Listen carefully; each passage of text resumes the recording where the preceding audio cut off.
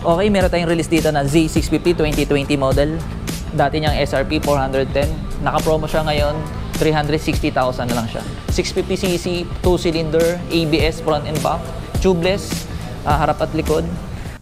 LED yung ilaw, headlight, tas naka-TFT display na to. 360,000, meron ka ng Kawasaki Z650. Isa sa may pinakamabentang unit ni Kawasaki to, na naked bike. Tinatawag ito street bike o commuter bike. So, activate natin, lagay natin side mirror, battery, gas. Tapos mamaya check natin, sound check natin. Samahan nyo kami guys sa aming vlog.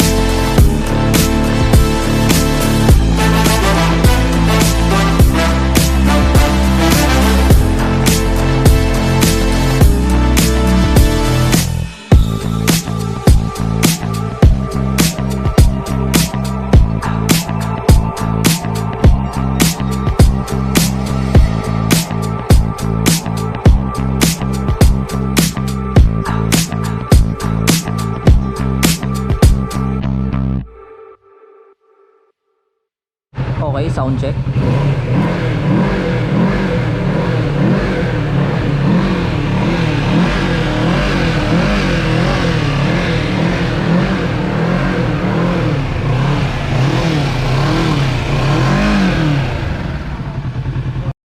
Ito sir, dalawang susi ito ha.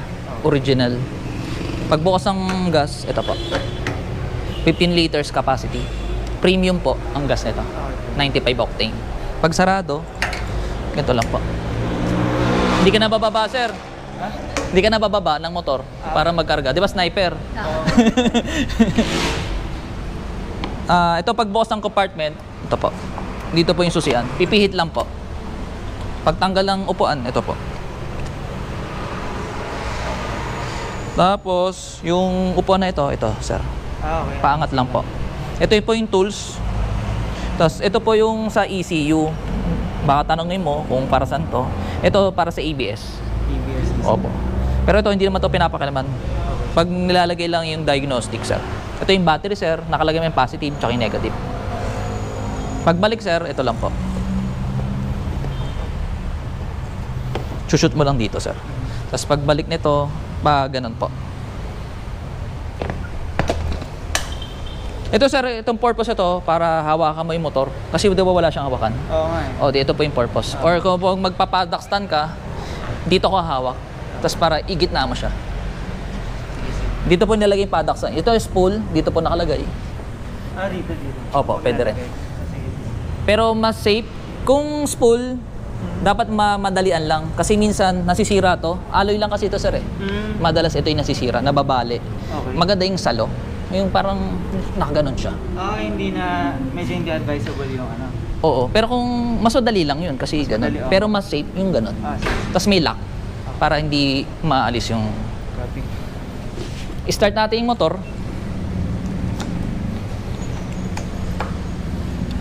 Hintayin mo muna matapos yung load bago mo i-start. Ito, wala tong power pag nasa baba. Tuloy na po ako.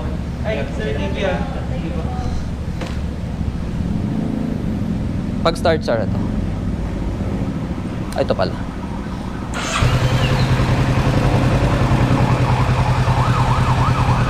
Yung menu niya, sir, ito lang pindutin mo.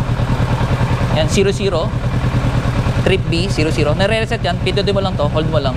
Babalik sa 0 yan. Ito, pag pinindot mo matagal to, mawawala, magbabago yung backlight. Ito, white. Okay. Kung gusto mo ibalik sa black, hold mo lang matagal to. Odo, 0, brand new. Ito naman, yung option dito sa baba. Range, kilometers.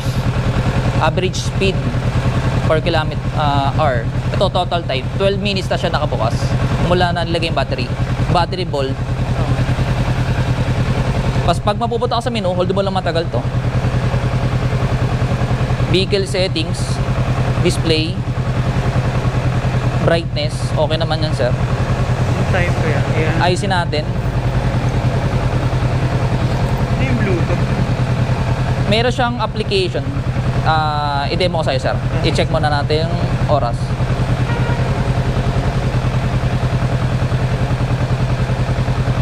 Ay, 10 pa lang pala. 27.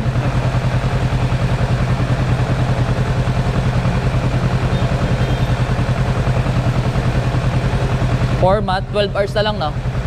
Pwede rin military time. Pero dito lang tayo sa, 5, 41. 41.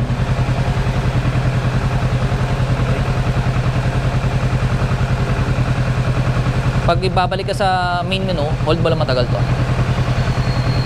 Yan. Okay. Kung babalik ka, hold mo lang matagal. Sabay. Sabay po. Okay. Tapos, Bluetooth. Yan. Meron tong application na Kawasaki Apps. Pwede mo i-pair yung ito. Wala, may tumatawag. Sa cellphone mo, makikita mo may tumatawag. Notification. Okay. Oo. Okay. Ready. Off na lang natin.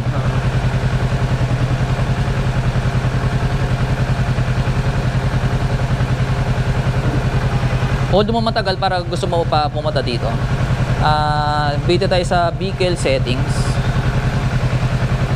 Ipalitan natin yung engine RPM nya.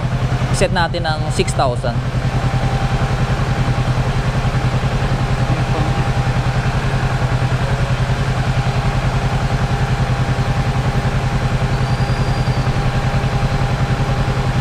Gear indicator dito, sir, 1, 2, 3, 4, 5, 6. RPM natin hanggang 6,000 RPM lang muna for braking period. Any speed, walang problema. Ito lang. Maximum. Pwede naman 4,000, 5,000, pwede. Maximum lang 6,000 for 1,000 odo. Okay. Tapos yung ABS ito, sir, mawawalan to pag umandar na po. Pero pag di nawala, may problem sa ABS. Yes po. Hazard, ito sir, working. Yan. Likod po, ito po. Brake light sa unahan. Ito. Sa likod po. Tapos, signal light, left side, right side. Working naman, sir. Sa likod, working naman po. Left side. Yan. Tsaka, busina. Lagi nakabuso yung headlight, sir. High and low. Yan. May passing din siya. Yan, sir, nakabukas yung fan. Wala rin magpa-park ka or papatay mo na yung motor. Hintayin mo muna matapos yung ikot ng fan bago mo patayin yung engine. Mga 104 degrees, magbubukas na yung fan. Alternate siya every 104 to 105. Depende sa klima ng panahon o sa init ng makina po. Eh, sir, namatay na. Pwede mo na siya patayin pag nag 98 degrees na. Sige, sige. Oh. In case na, kulari, hindi mo na mahintay, kailangan mo na patayin, pwede naman yun. Huwag lang palagi.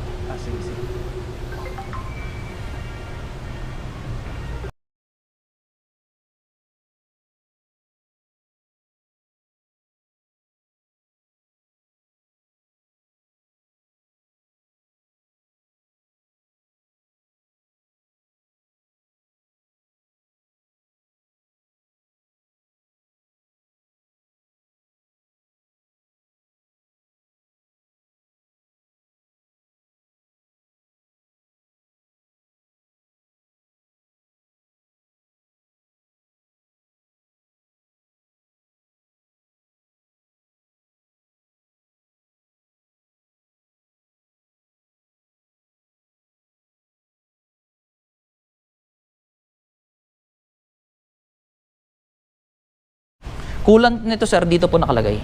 O tatanggalin po to. Pero ngayon standard may nakalagay naman. Huwag mo nalagyan tubig coolant lang sir.